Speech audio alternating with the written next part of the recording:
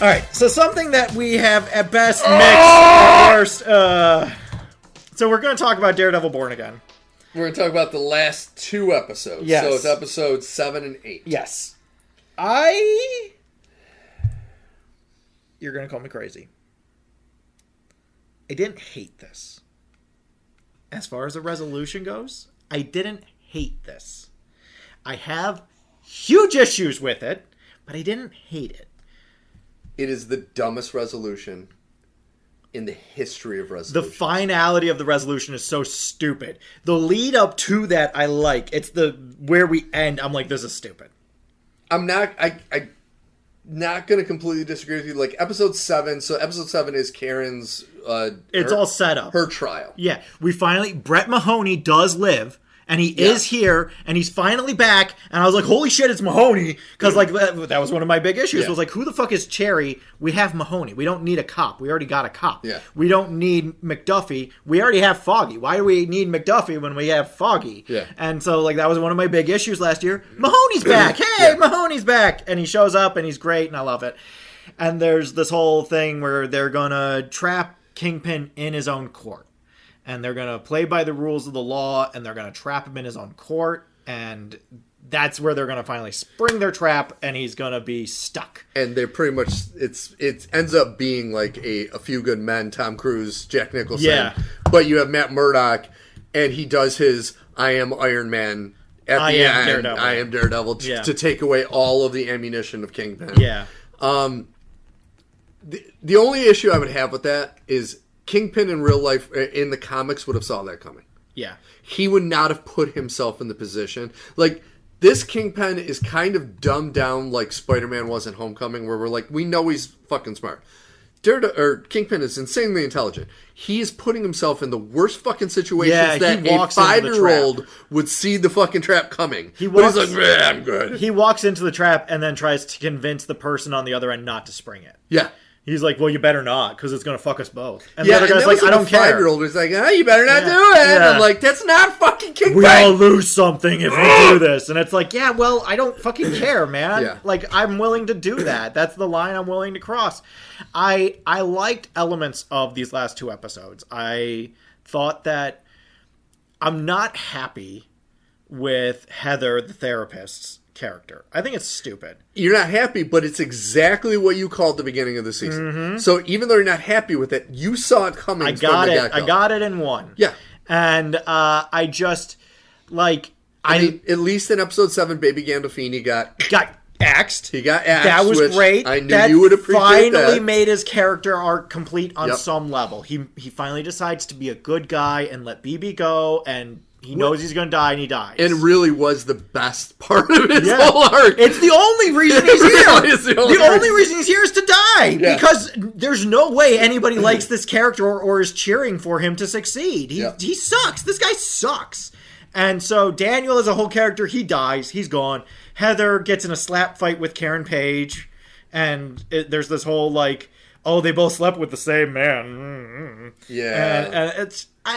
I was like, this is stupid, and also, she's essentially a lawyer. Like, she would know how to use this against Heather to make it so that nothing she says can hold up in court. But it's a kangaroo court anyway, which is all that they're really trying to prove. And so these last 2 episodes are just like, oh, here comes the trial, and here's the trial. Yeah. And Jessica Jones shows up.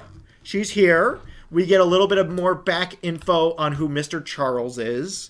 He apparently is Luke's handler. Yep. And Luke is overseas doing wet work for the American government for reasons. Yeah. That we will not go into. That's where that's all going and coming from and everything. And then she's gone. The whole thing that I found baffling, the moment that it broke for me, was when Matt shows up to be Matt Murdock. And he makes his big grand entrance, and there's this great moment where he's basically dressing down the AVTF, or ICE, showing them to be the liars and cheats and Nazis that they are. And then they're literally attacked with cops by the AVTF in the parking garage under the courthouse. Yeah.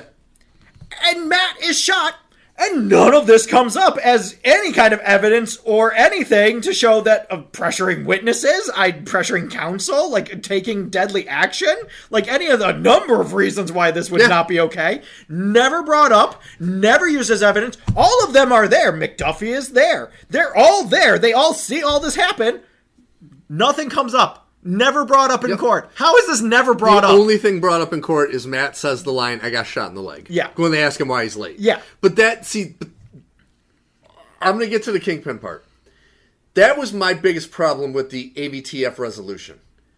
It was the most unsatisfying. No. The head douchebag guy just is in jail. He just gets punched and knocked out. He gets punched, he's in jail. Yeah. And then everyone's just in jail. And it's like, okay. And they walk past Matt Murdock in the halls and they're like, hey. And then the other guy's like, I hate you. And it's just like, what is this shit? I was like, the whole fucking season has been setting up for like, literally, the most satisfying thing happened a couple episodes prior when fucking Bullseye took out a bunch in the beginning of the episode. But it's like the whole point of this is to fucking satisfyingly end that. And it was the fucking worst. But they're human too. And they realize that they've been Nazis. And they decide to step aside. One guy realizes, knocks out Powell. And then everybody else is like, I guess. And they just like stand aside and let the Red Sea flow. Dude, that made me so fucking And I'm mad. just like, this is the way this story ends? Are you sure? I kind of wanted to see some more heads roll or at least some more beatdowns. I gotta talk about Kingpin. I have to say it. I've been chopping at this since this out of the episode.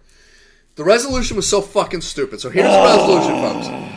The Attorney General, oh my God, this part and the governor show up. This part does make me so mad. And they say, Kingpin, you have committed felonies, enough federal and state crimes to put you away in the darkest hole for the remainder of 50 afterlives.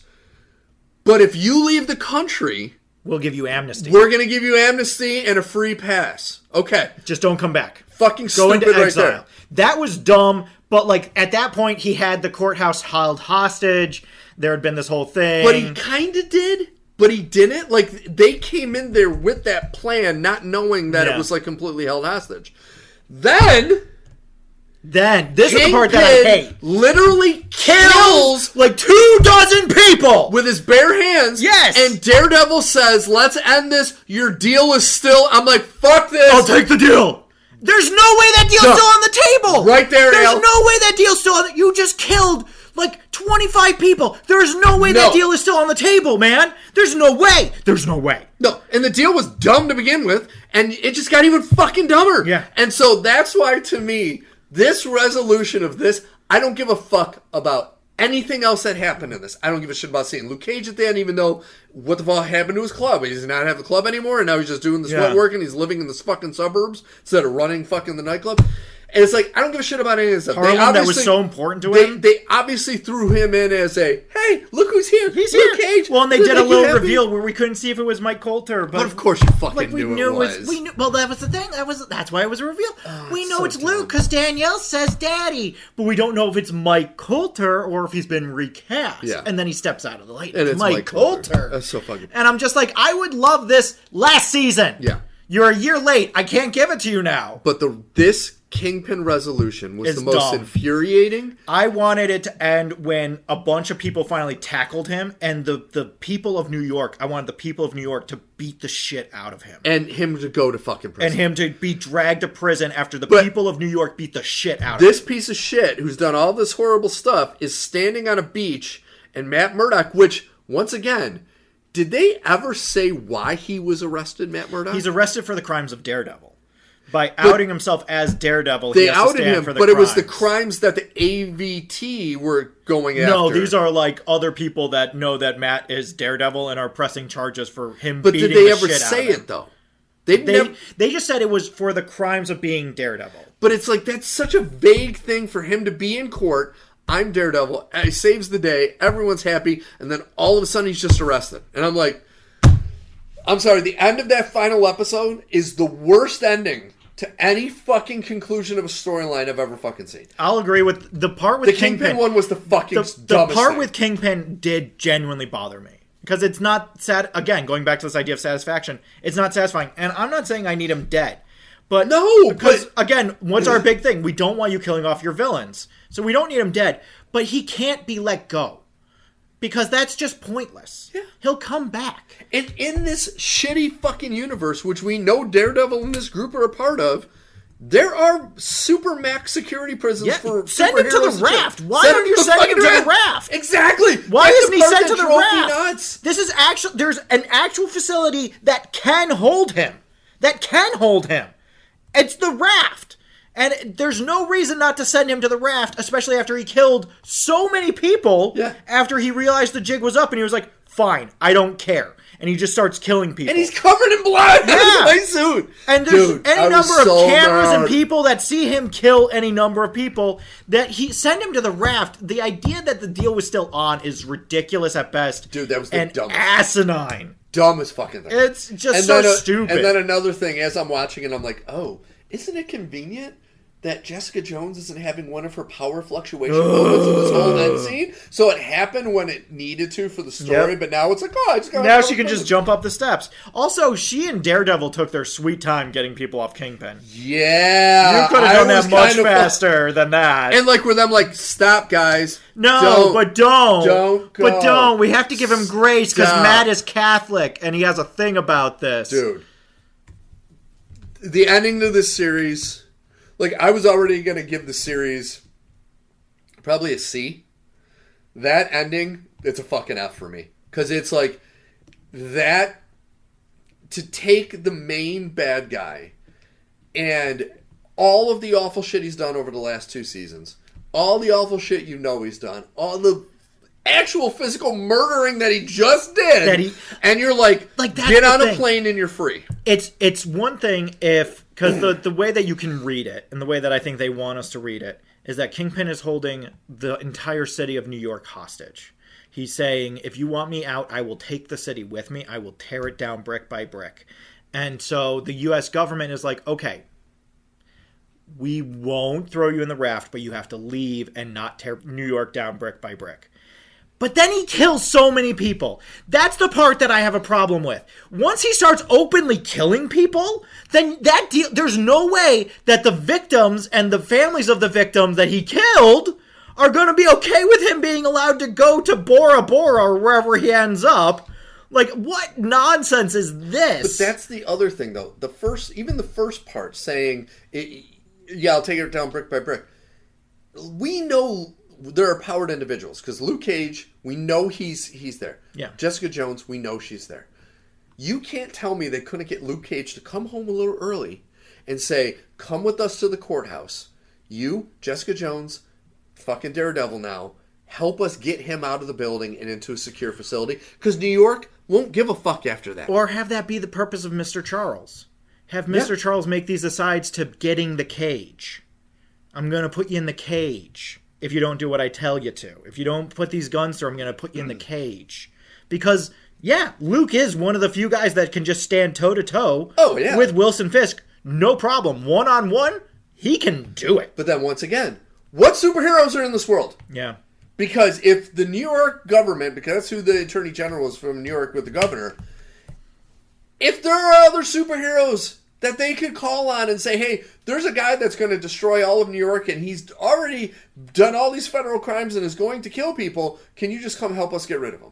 Well, my thing is like, where is, again, this is always one of those tenuous arguments, but where's Pete? Where's Pete?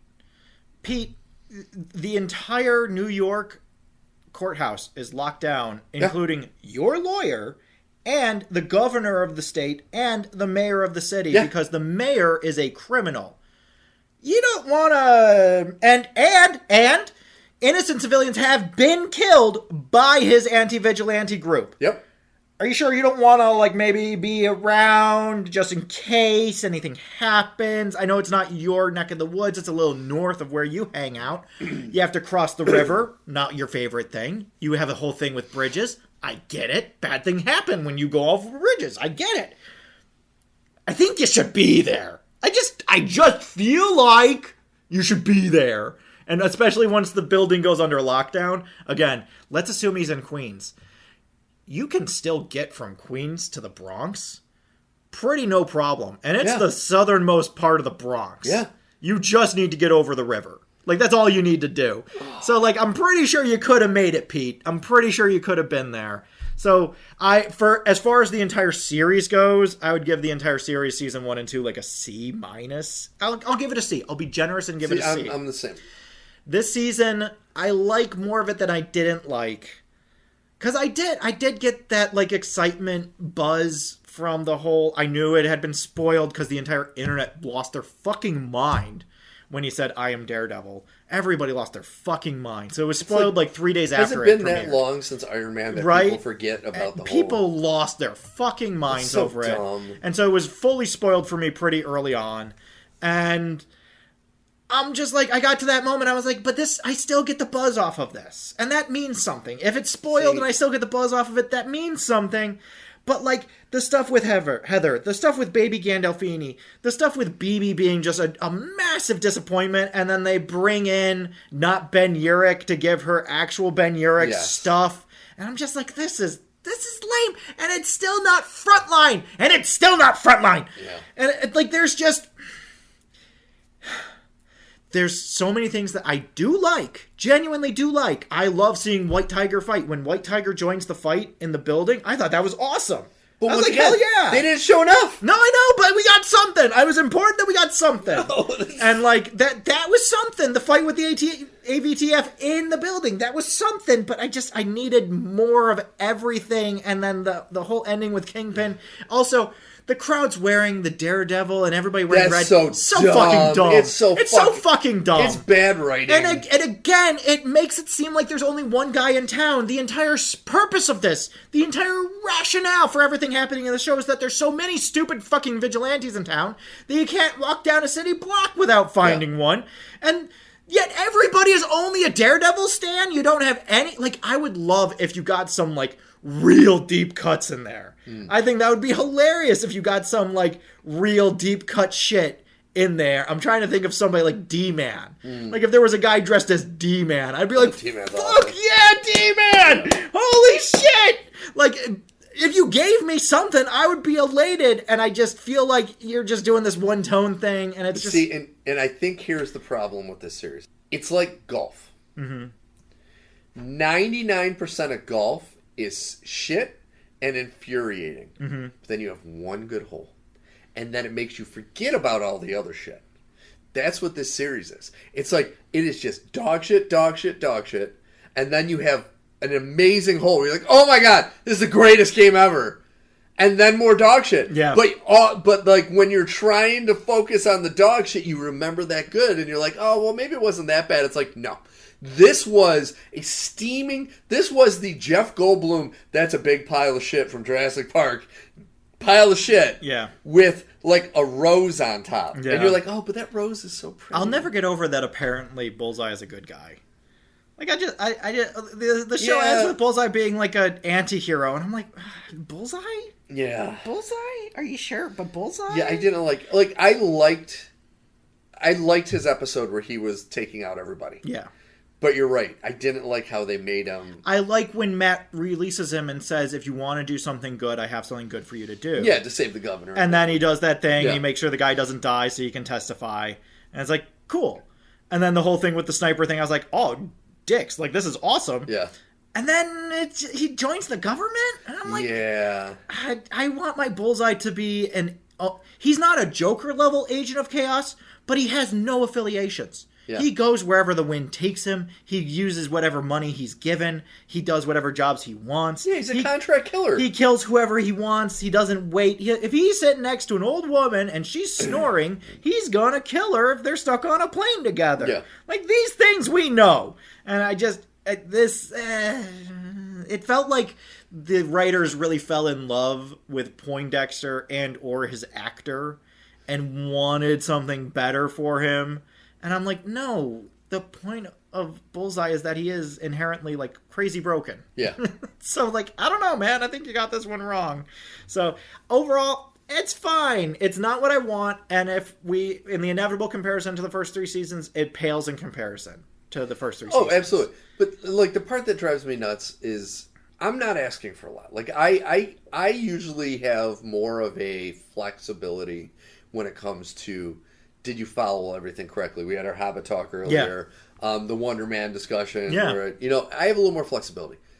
I just have gotten very critical when I realize how lazy writing is. That's my thing. And a lot of the things in this was just lazy fucking writing. Like, something that never would happen happens to happen in a certain situation because they need it to. And you're like, this is fucking... You did not plan this out. And that fucking ending... Yeah. I want to know who was responsible for that fucking ending with Kingpin. Because that is the... I know I keep preaching it, but it's like for 2 seasons of this shit, you have been pushing how awful this human being is, and his comeuppance is, go stand on a beach, you're free. Yeah. It's the dumbest fucking thing! I want Kingpin in the raft buying guards. That's where Kingpin belongs. Buying guards, buying his way out, slowly but surely getting more power, because that's what the Kingpin does. Yes. No, I agree with you. It's not that I don't want changes. I don't want unearned changes. Yes. And going back to Lanterns, you can't change something, give me a worse version, and then be annoyed when I'm upset. There was already something, and then you changed it and made it worse. If you change it and make it better or sideways, I think of Tobey Maguire organic webbing. Mm-hmm. Is it better? I wouldn't call it better. Is it bad? I wouldn't call it bad. Mm-hmm. Is it good? It's fine. Okay. It passes. That's okay. I'm okay with this. Is it necessary? No. Does it take away from the character? To degrees. There's an argument to be made. Is it bad? No, it's not bad. If you do something like that, or something bigger, like Faramir, the Faramir law, if you can earn it, if you can make it make sense within the body of the story and earn that resolution, go for it. Yeah. But if you are just changing it because you don't know how to resolve something, or it's too hard, or you're too lazy, or it's not interesting, or it's not the story you want to tell, then get the fuck out of here, man. Exactly. I don't have any time for that shit. Exactly. And the funny thing, and I was just thinking about this, the one thing the Lanterns trailer is doing is making the Ryan Reynolds movie look good. How does it make it look good? Because it's a bad movie, but it follows it does the thing. Right fucking thing. It does the thing. Yes. It has a good cast, and it does the thing. So, like, is it a good movie? No. But is it better than this? Somehow. I don't know how, but somehow. Because it's a bad movie following the recipe. Yeah. Where this it could be a good show that just is taking a big old shit on the recipe. But it's not the recipe. It's like an entirely different thing. And it's just like, I replaced the chicken with veal. Yeah. And I replaced the breadcrumbs with parsley greens. And I replaced the mashed potatoes with beetroot. And here's your dinner. And it's like, I mean, technically, this is all the things I want. Mm-hmm. It's none of the things I ordered, though. Yeah. So, like, why is it here? I don't want this. This wasn't what I wanted. Yeah. I ordered Green Lantern, and you ordered me. You gave me this. Yeah. I didn't order the Tuesday special. I ordered Green Lantern. So, I think we should call it there, and we'll do Punisher next week. Oh my god, my head hurts so much after that. I'll just say this about Punisher: One Last Kill. Have you seen the movie Dread? That's how I feel about Punisher: One Last Kill. Well, it's not even that. Like, they made a big deal about... We'll talk about that. We'll talk about it, yeah. So, ladies and gentlemen, that was NerdPod Generations, episode 192. We really hope you enjoy it. Please make sure to go to nerdpodgen.com. Make sure, once again, to subscribe and, let us know how we're doing. And, Al, on our website, we have wonderful artwork. Who does our artwork and our music? Our art is by Kortney Howell. Our music is by Brendan Williams and James Connolly. I am Alfred Jutsum. And I'm Steve Taylor. And next week will be, hopefully, Punisher Last Kill. I will say Marvel does seem to be teeing some stuff up here in a way that I find actually appreciable. It's weird, but it is somehow aligning, which is much more than I can say for the last few iterations. I did also, while we close out the show, I wanted to propose an idea for our 200th episode, which is that we pick a movie that one of us hates, and we do a live commentary.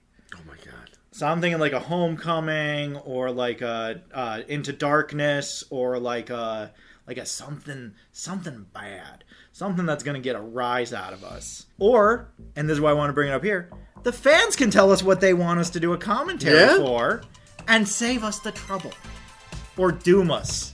Because, goddamn, now you're going to make me think about this for a while now and what movie it could be. What movie do you want to hate watch for the fans? Oh, God. Hate watch. 2026. All right, Titanic it is. All right, folks. Have a good week, friends and Peace enemies. out.